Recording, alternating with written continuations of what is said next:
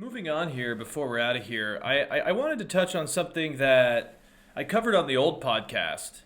And that was back when Morocco was basically sending immigrants and refugees into Spanish territory, which is actually in the African continent, Ceuta, for example.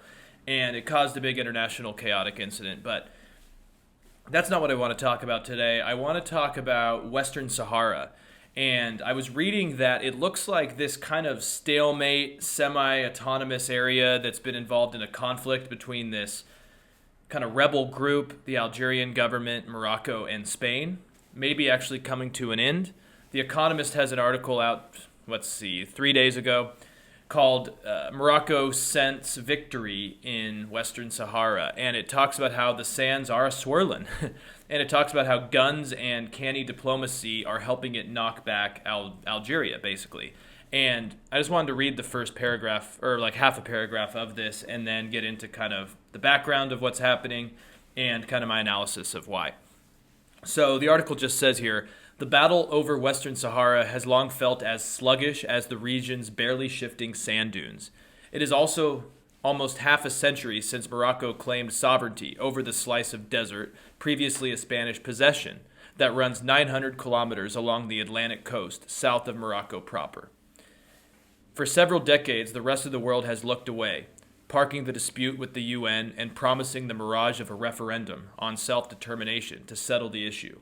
In fact, it has been frozen in the baking desert, seemingly forever. But of late, the sands have been swirling. So, basically, the tides are mainly turning in this semi-autonomous region after, like it said, about half a century of violence. Something interesting I always read about Western Sahara is that it has some of the most landmines in the world. I remember when I think it was when I was in Casablanca, or maybe Marrakesh.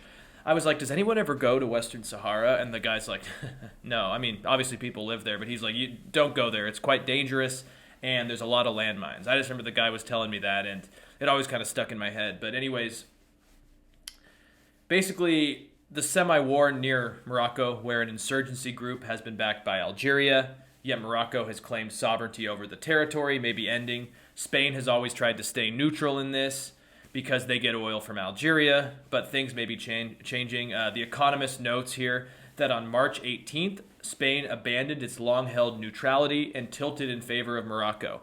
Its prime minister called Morocco's plan to give the Saharans autonomy the most serious, realistic, and credible. And the EU also gave a cautious thumbs up to Morocco as well. Israel also has.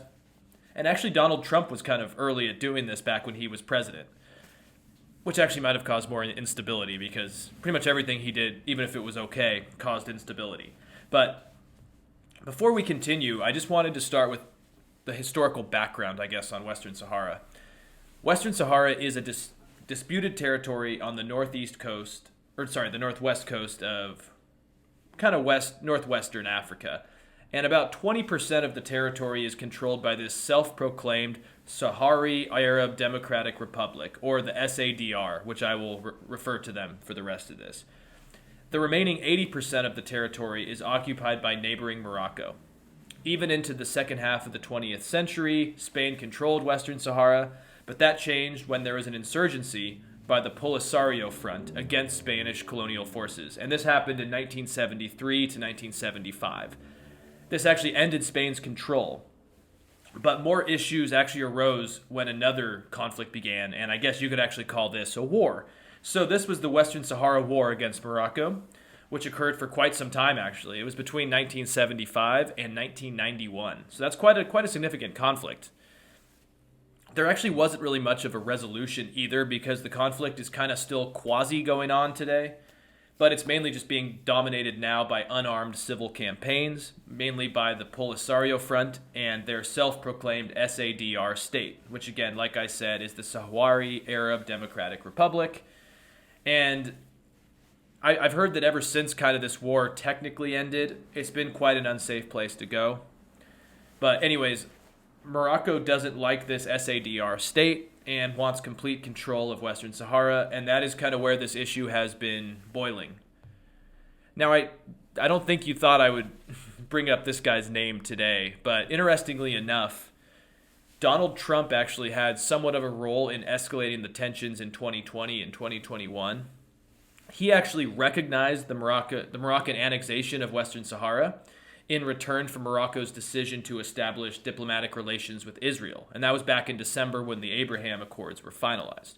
And I think it's important to note that before this, a lot of countries were kind of staying out of recognizing Western Sahara as part of Morocco. If you look at a lot of maps, depending on when they were made, some will say territory of Morocco, others will not. But it really has this strange status where it's technically not a recognized independent country, but a lot of people don't want to actually say it's part of Morocco. And so Trump was one of the first world leaders to actually just recognize it as part of Morocco. And experts on this conflict think that this decision actually turned up the heat on the conflict. Morocco's current king, who's Mohammed VI, actually felt quite empowered by the decision in December of 2020. And he broke the international consensus. And now I guess Morocco's wanted Spain to follow suit. And that's why back in 2021, there was this refugee crisis where Morocco was basically allowing immigrants to go into Spanish territory. And a lot of the EU was like, what the hell are you doing? But that was kind of Morocco's way of saying, hey, we're going to keep causing chaos in southern Spain unless you guys recognize that Western Sahara is technically part of us. And to make this situation even more complicated, and I hope I'm doing an okay job of explaining this, is that I learned that Algeria backs the Polisario side, or the SADR state, right? And so that's added another North African actor to it. And it's actually probably one of the reasons why Spain has stayed neutral is because they rely on Algeria for oil. And historically, this has made Spain unwilling to pick a side in the issue. Also, of course, the Spanish government favors diplomatic resolves to this issue.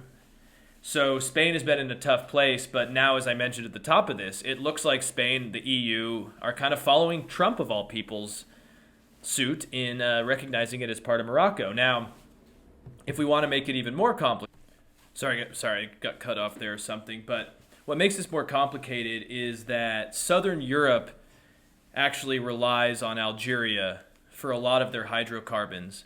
The Economist notes here that pipelines link it to Spain and Italy, and Europeans worry that Russia may use its influence on Algeria and eastern Libya to gain control over supplies to southern as well as eastern Europe.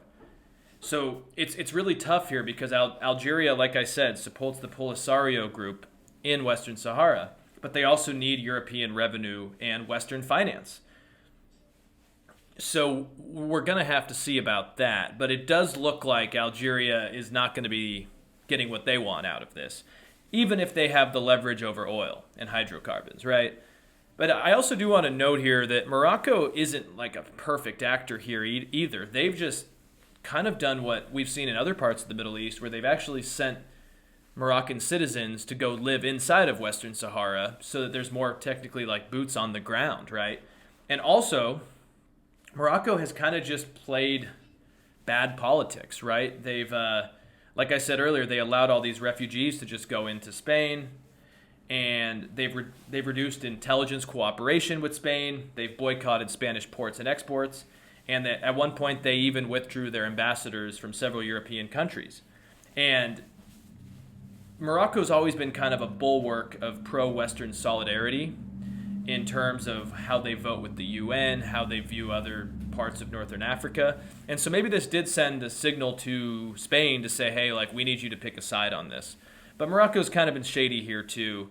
The Economist says Morocco's diplomatic success here is partly thanks to its mischief making. And that's probably true. But I like to see that at least conflicts are going to be resolved. I just hope this one is resolved in the right way, and it's not just Morocco trying to take it over.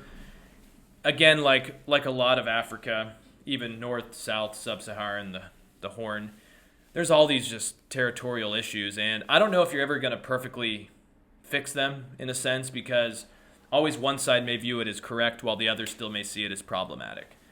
Anyways, I hope you guys got some information out of this today. I wanted to cover just some of the issues that maybe aren't totally related to Ukraine today, and let me know who was in the right in that Will Smith, Chris Rock Oscar spat. because even among people I agree with on a lot of other things, there's been a lot of disagreements over that one. So let me know. I'll be back on Wednesday, and have a great rest of your day. And you can find me on Twitter, Apple Podcasts, iTunes, Spotify, YouTube, Podbean, all that jazz. Yeah. You know it. Take care.